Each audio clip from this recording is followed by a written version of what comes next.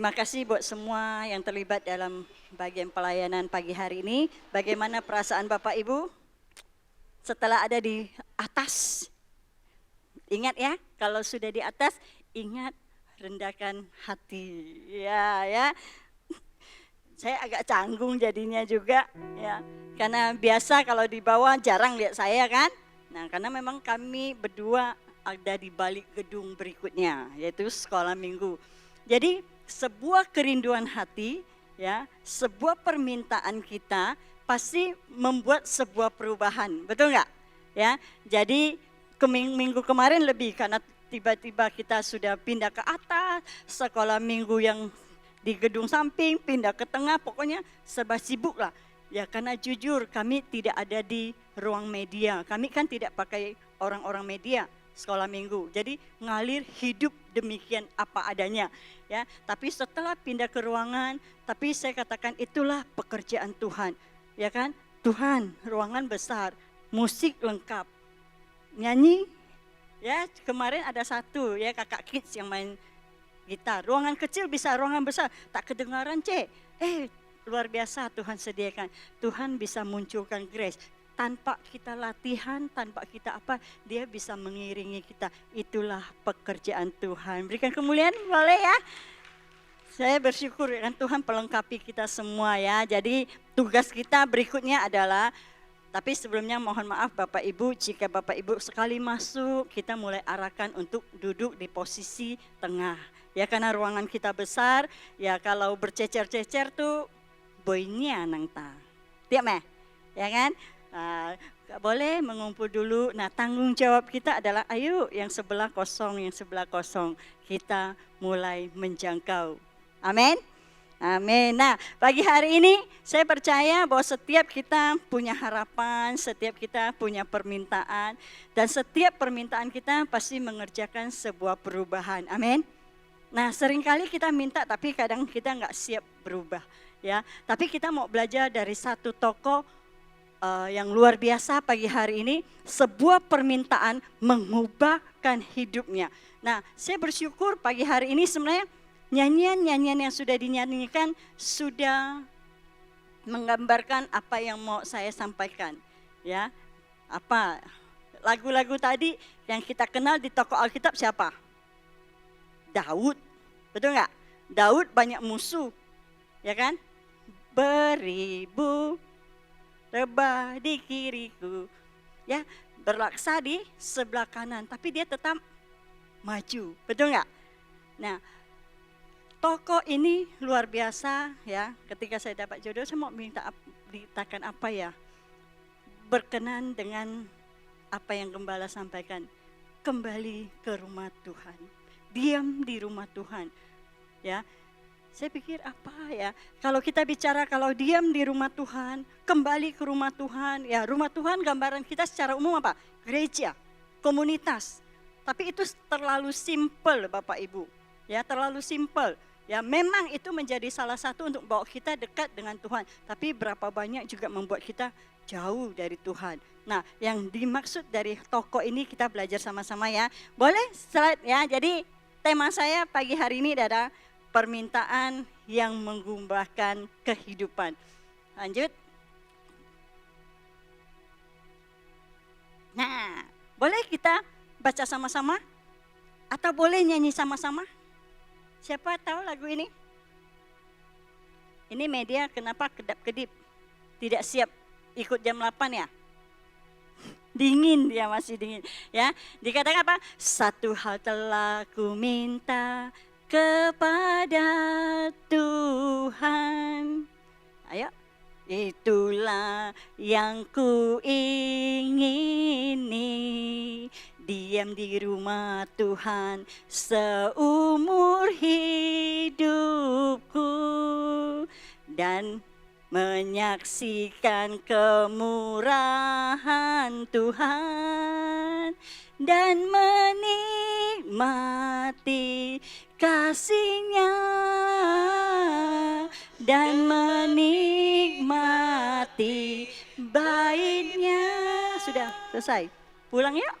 Kan cuma ayat ini kan, ya. Di dalam Mazmur pasal 27 ayat yang kelima. Daud punya satu permintaan. Dikatakan apa? Inilah yang telah kuminta Tuhan. Untuk diam di rumah Tuhan seumur hidup. Ya. Emang Daud bisa punya permintaan demikian Bapak Ibu? Ya, kalau kita lihat kehidupan Daud, dia lahir dari anak bungsu. Dan dia diremehkan sama keluarganya, betul? Ya kan? Ketika pemilihan raja dia tidak termasuk, tapi akhirnya dia yang terpilih. Ya, saya percaya bahwa Daud merasakan bahwa tidak ada yang nyaman di rumahnya. Nah, ya, maka dia ditugaskan apa? Mengembalakan kambing domba. Dan ketika dia mengembalakan kambing domba, rupanya dia memanfaatkan waktu yang indah untuk terus bersama dengan Tuhan. Ya kan? Dari mana? Dia main kecapi. Dia main alat musik. Nah, ketika kita dikasih tugas, udah kita kesel sama orang rumah, kita kesel sama saudara-saudara, kita kesel sama orang tua, kita kerjakan tugasnya gimana? Jujur, pasti dengan hati yang panas. Tapi beda dengan Daud. Ya, dia tetap lakukan tugas yang ditugaskan dengan hati yang tulus dan dia menyembah. Kemahiran Daud itu teruji ketika dia bisa mengusir roh jahat. Tak mungkin tiba-tiba saya main musik roh jahat bisa pergi ya. Dasar tak pernah main. Berarti Daud sudah terlatih dia memain kecapi. Dia sudah terlatih melempar batu. Ya, semuanya itu tak mungkin seketika. Karena saya percaya waktu Daud merasa di rumah dia tidak dihargai, diremehkan, dia enggak apa-apa, dia tetap jalankan tugas dia, tapi dia memiliki hati yang terkonek dengan Tuhan. Dia di waktu itu dia pasti menyembah, dia mainkan alat musik, maka kambing domba pun tunduk sama dia kan? Ya. Nah, lanjut. Nah, ini mana nih? Ya, saya bacakan sekali lagi.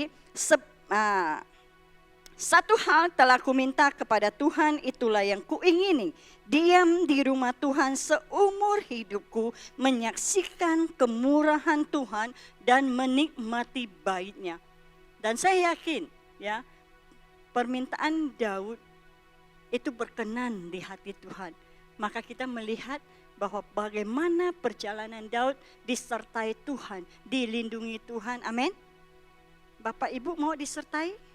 Dilindungi Tuhan, ya, diam di rumah Tuhan. Kalau diam di rumah Tuhan kita bicara soal gereja atau komunitas, mungkin hamba-hamba Tuhan yang paling oke. Baru 24 jam.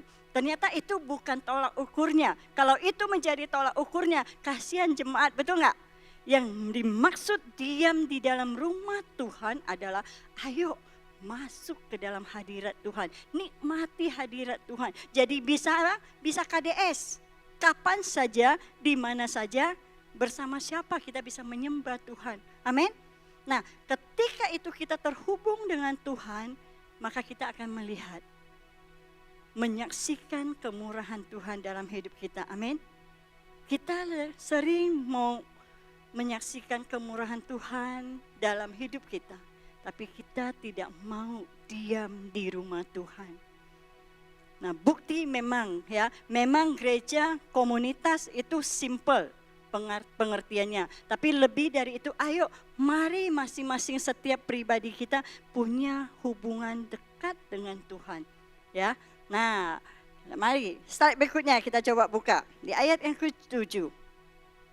Mengapa Daud bisa punya permintaan yang demikian Bapak Ibu? Daud tidak minta banyak. Dia cuma minta satu, diam di rumah Tuhan seumur hidup. Karena Daud tahu, ayat yang ke-6 dikatakan, sebab ia melindungi aku dalam pondoknya pada waktu bahaya. Ia menyembunyikan aku dalam persembunyian di kemahnya. Ia mengangkat aku ke atas batu, ke atas gunung batu. Jadi Daud seorang pahlawan, gagah perkasa. seorang raja yang luar biasa. Dia aja punya permintaan yang demikian luar biasa. Bagaimana dengan kita? Saya baru ngerti kenapa Salomo juga sangat diberkati. Ya, Salomo anaknya Daud, dia nggak minta apa-apa, disampaikan kamu mau minta apa? Dia cuma minta apa? Hikmat. Dan ketika permintaan itu diucapkan, mengubah seluruh kehidupannya.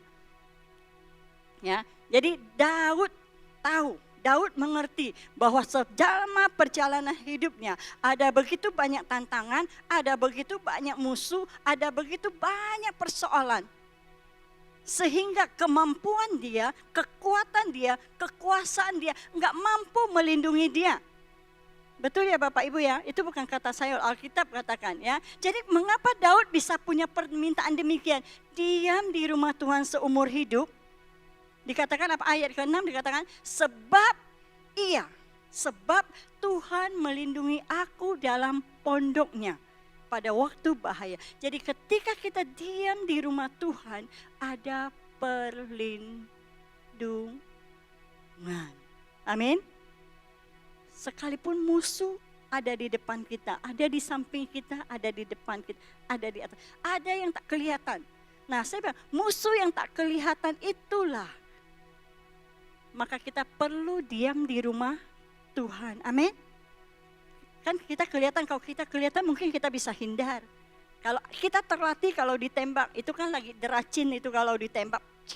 Gitu kan terlatih ya kan gitu lewat. Tapi yang tidak kelihatan. Maka kita perlu apa? Perlu diam di rumah Tuhan. Di dalam rumah Tuhan ada perlindungan. Amin. Amin. Ya. Nah, ya. Terus dikatakan apa lagi? Ia menyembunyikan aku dalam kemahnya. Jadi ketika kita diam di rumah Tuhan, kita disembunyikan dari jangkauan musuh-musuh. Ya. Jadi apa permintaan Bapak Ibu pagi hari ini? Minta sembuh, minta kaya, minta sehat, itu terlalu kecil. Ya, mari kita belajar seperti Daud. Minta sesuatu yang berkenan di hati Tuhan, maka akan mengubah seluruh aspek kehidupan kita. Ya, baik secara rohani maupun secara jasmani. Amin. Ya, hidup kita kan kata Alkitab kan, hidup kita bukan dari roti saja. Roti itu yang bicara jasmani kita. Tapi hidup kita ada yang bagian lagi satu yaitu bagian rohani. Nah rohani inilah yang harus kita pupuk. Karena itu membawa kita kepada kekekalan. Amin. Nah lanjut yang terakhir. Cepat ya? Enggak. Oke, belum ya. Jadi bagaimana Daud setelah ia meminta permintaan yang demikian? Ayat yang ke-6 dikatakan, maka sekarang tegaklah kepalaku mengatasi musuh sekelilingku.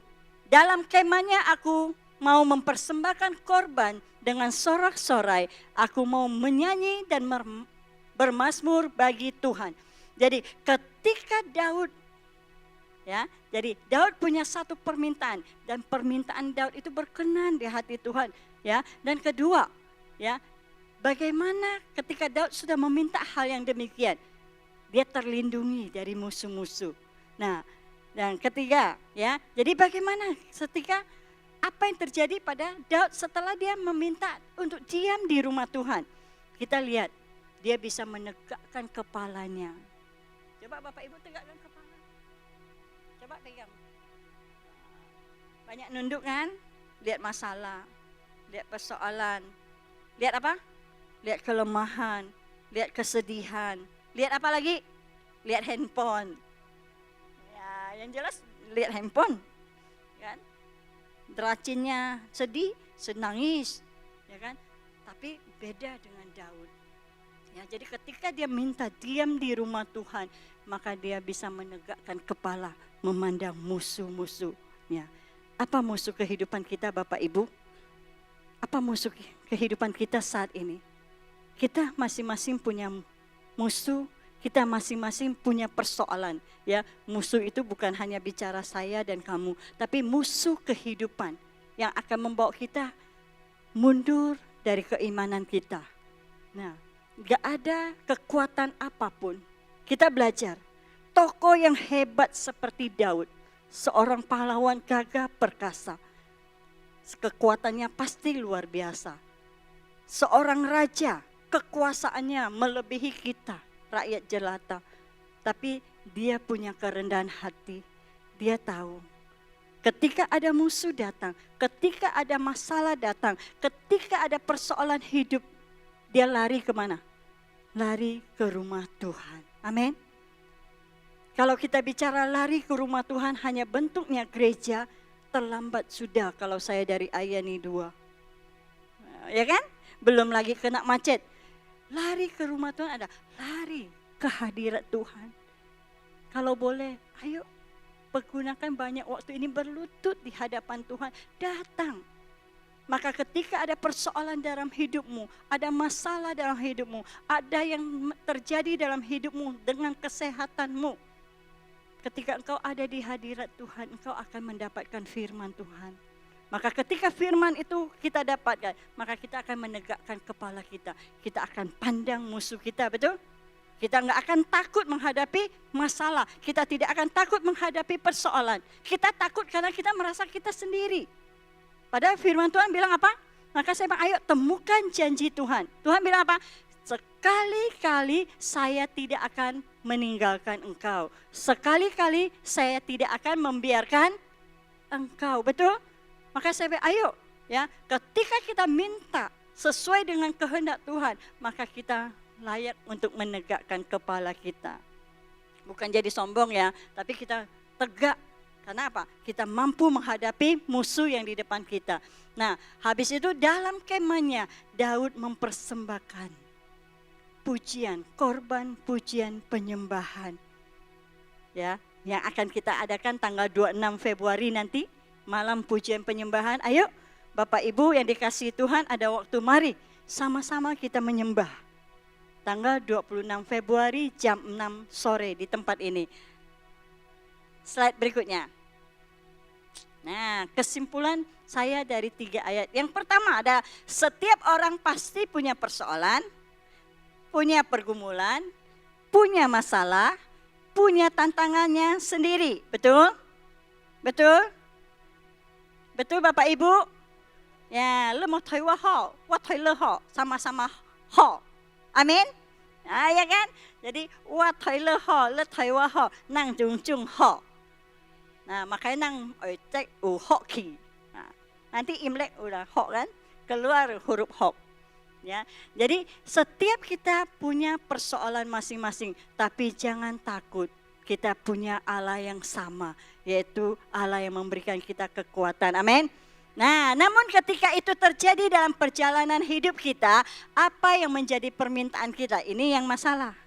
Kita sering kali minta di dalam Korintus dikatakan apa? Kita minta. Ya kan Tuhan bilang apa? Minta apa saja maka kan diberi. Tapi sering kali kita minta, tapi tidak terjadi. Kenapa? Karena Tuhan bilang, apa yang kamu minta hanya untuk memuaskan nafsumu. Betul enggak? Ada ayatnya loh Bapak Ibu ya. Nah, boleh coba kita buka. Ada enggak ya? Betul enggak? Bantu saya media.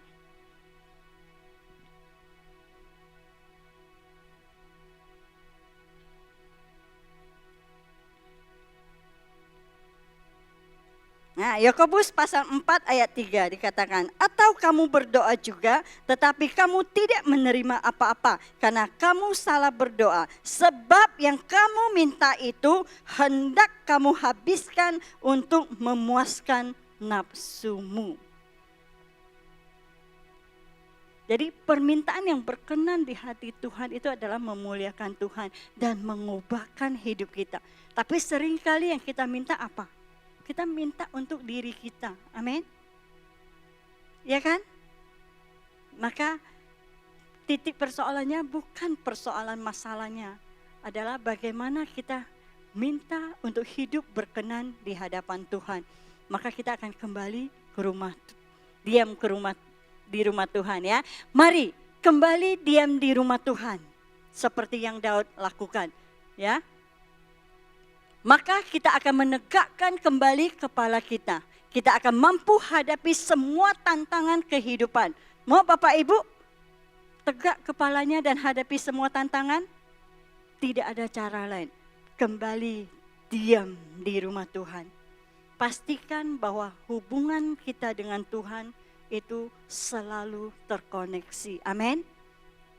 Nah, mari naikkanlah pujian penyembahan bagi Tuhan. Amin. Jadi Bapak, Ibu, pagi hari ini saya sampaikan buat kita, musuh selalu ada dalam kehidupan kita. Persoalan selalu ada di dalam hidup kita. Tapi jangan takut. Mari miliki sikap hati seperti Daud. Sebuah permintaan yang mengubahkan seluruh aspek kehidupannya. Yaitu diam di rumah Tuhan seumur hidupku. Boleh pemuji ke depan. Bapak Ibu, kita akan naikkan pujian yang terakhir tadi. Harapanku. Bapak Ibu, di tahun 2020 di masa COVID yang mungkin pernah saya ceritakan. Ya, tapi tadi lagi nyanyi saya teringat. Ya, teringat bagaimana ketika saya pulang dari dokter memvonis saya dengan sebuah kata yang mengejutkan. Saya pulang, saya nangis, Bapak Ibu. Dokter lihat hasil USG, terus geleng-geleng kepala. Saya pun bingung, ada apa Dok? Saya tidak mampu untuk menjelaskan, ini buruk sekali. Ini nggak baik, ini berita nggak baik. Ya udahlah, dia bilang satu rujukan lagi ya. Kamu jalanin, apakah itu dioperasi, apakah itu di biopsi. Jadi saya pulang bertemu dengan dokter dengan segala kelengkapan APD-nya waktu itu, masa itu. Saya pulang, saya nangis Bapak Ibu.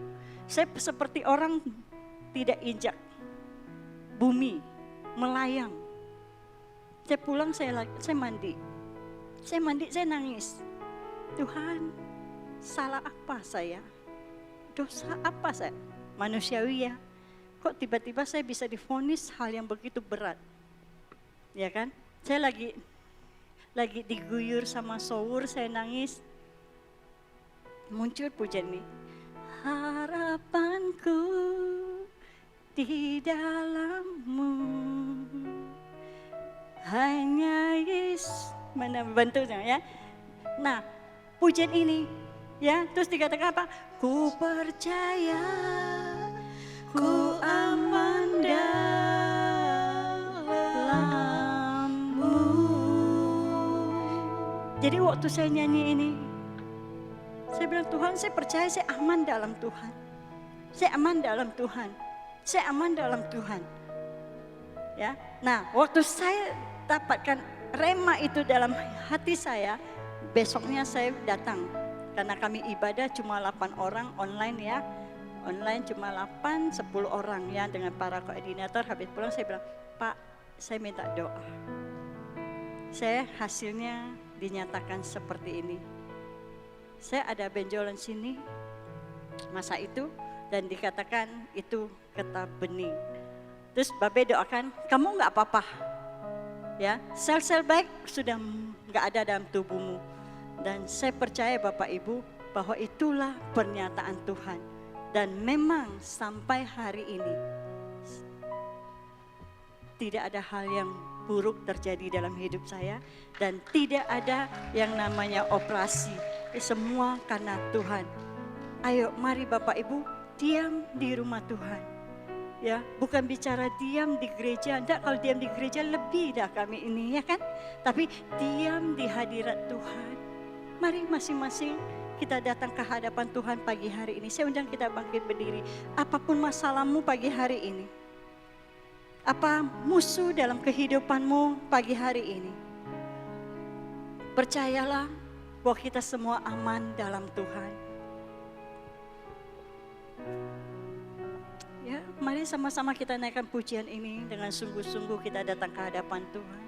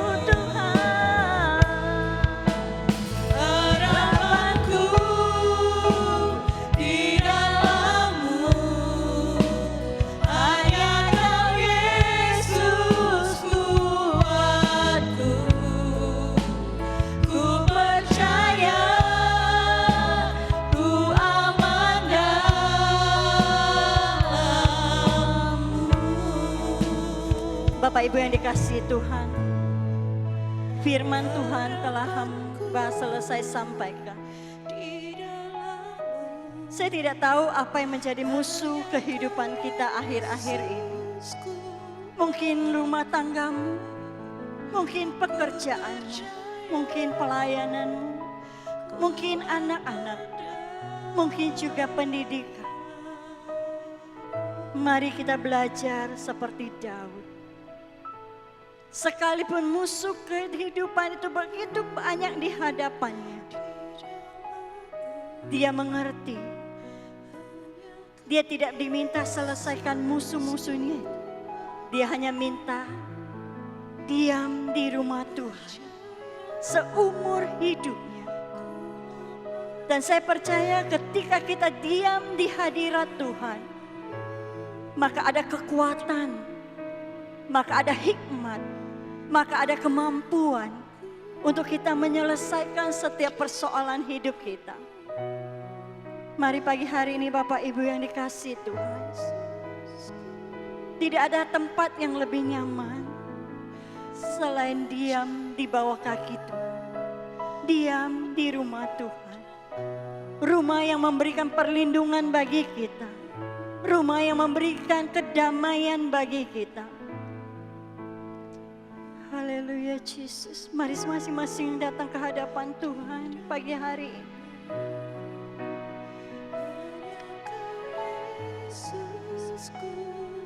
Yes, yes, yes. Amin.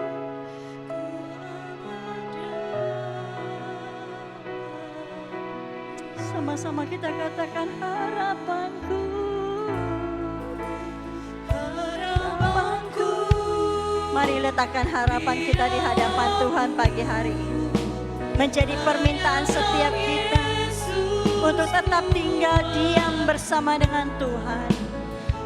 Percayalah bahwa setiap kita pasti aman di dalam hadirat Tuhan. Sekali lagi sama-sama katakan harapanku di dalam-Mu, hanya Kau Yesus kuatku.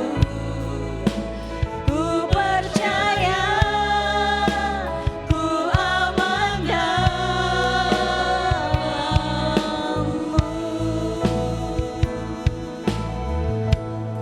Haleluya Yesus. Amin. Inilah keyakinan kami Tuhan.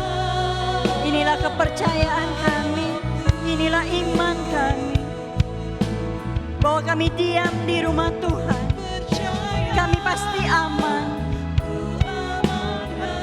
Kami pasti dilindungi. Kami pasti diberkati. Terima kasih Tuhan, terima kasih. Bapak Ibu yang dikasihi Tuhan, saya percaya itulah keyakinan saya. Ketika kita diam di rumah Tuhan, kita diam di dalam hadirat Tuhan, maka ada perlindungan bagi kita. Ada pertolongan yang datang dari Tuhan tepat pada waktunya. Mari setiap pribadi kita datang kepada Tuhan. Terima kasih Tuhan. Terima kasih buat jemaat-Mu pagi hari ini. Mereka yang datang dengan berbagai persoalan. Mereka datang dengan suasana hati. Mungkin sedih, mungkin susah, mungkin sakit, mungkin saja banyak hal. Tapi kami percaya Tuhan, ketika mereka belajar seperti tokoh Daud, seorang yang punya kemampuan, seorang yang punya kekuatan, seorang yang punya kekuasaan, tetapi dia memiliki hati yang begitu rendah. Dia tahu bahwa semuanya itu tidak mampu menyelamatkan dia. Hanya diam di rumah Tuhan. Ada perlindungan, ada kekuatan, ada kesembuhan, ada berkat, ada sukacita, ada kedamaian. Karena itu Bapa, bawalah setiap pribadi kami untuk senantiasa diam di rumah Tuhan. Dan kami percaya ketika permintaan kami berkenan di hati Tuhan, maka Tuhan mengubahkan ratapan kami menjadi sorak-sorai, kesedihan kami menjadi sukacita, kesusahan kami menjadi kesuksesan. Terima kasih Bapa buat pagi hari ini. Terima kasih buat kebenaran firman-Mu. Mari jemaat yang dikasihi Tuhan, sebentar kita akan mengakhiri ibadah kita. Di setiap tangan-tangan kita ada amplop. Beri dengan hati yang rela, beri dengan ketulusan. Percayalah bahwa setiap pemberian kita dari hati yang tulus, Tuhan perhitungkan kembali berlipat-lipat ganda. Mari jemaat yang dikasihi Tuhan, ibadah kita sudah selesai. Pulanglah, bawalah berkat dari Allah Bapa, cinta kasih dari Tuhan Yesus Kristus, persekutuan yang indah bersama dengan Roh Kudus. Diberkatilah keluar masukmu, diberkatilah bakul nasimu, diberkatilah setiap apa yang dikerjakan oleh tanganmu. Sehingga segala sesuatu yang kau kerjakan di dalam nama Tuhan diberkati di dalam nama Tuhan Yesus. Haleluya, amin. Selamat berhari Minggu, Tuhan Yesus memberkati. Ciao.